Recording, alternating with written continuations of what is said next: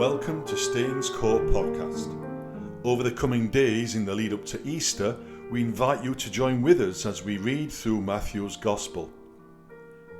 It's an opportunity to pause just for a few moments each day at a time that suits you to listen once again to the story of history, the revelation of God through Jesus.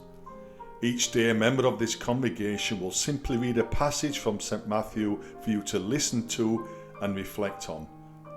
So wherever you are and whatever situation you are in, as you listen to these words, we pray that they will once again inspire, encourage and challenge. Matthew chapter 14, verses 1 to 21.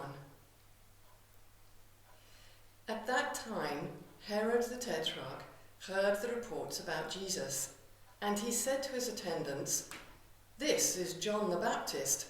He has risen from the dead. That is why miraculous powers are at work in him." Now Herod had arrested John and bound him and put him in prison because of Herodias, his brother Philip's wife. For John had been saying to him, "It is not lawful for you to have her." Herod wanted to kill John, but he was afraid of the people, because they considered him a prophet. On Herod's birthday, the daughter of Herodias danced for them, and pleased Herod so much that he promised with an oath to give her whatever she asked. Prompted by her mother, she said, "Give me here on a platter the head of John the Baptist."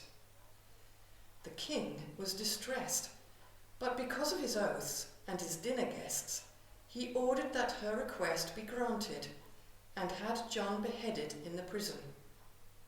His head was brought in on a platter and given to the girl, who carried it to her mother. John's disciples came and took his body and buried it. Then they went and told Jesus. When Jesus heard what had happened, he withdrew by boat privately to a solitary place. Hearing of this, the crowds followed him on foot from the towns.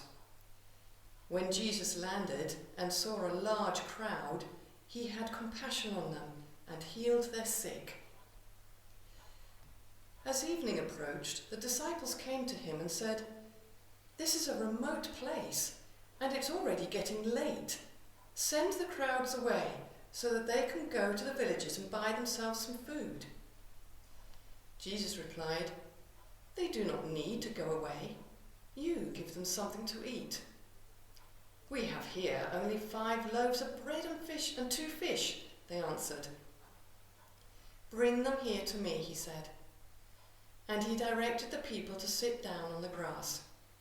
Taking the 5 loaves and the 2 fish, and looking up to heaven, he gave thanks and broke the loaves. Then he gave them to the disciples, and the disciples gave them to the people. They all ate and were satisfied, and the disciples picked up 12 basketfuls of broken pieces that were left over.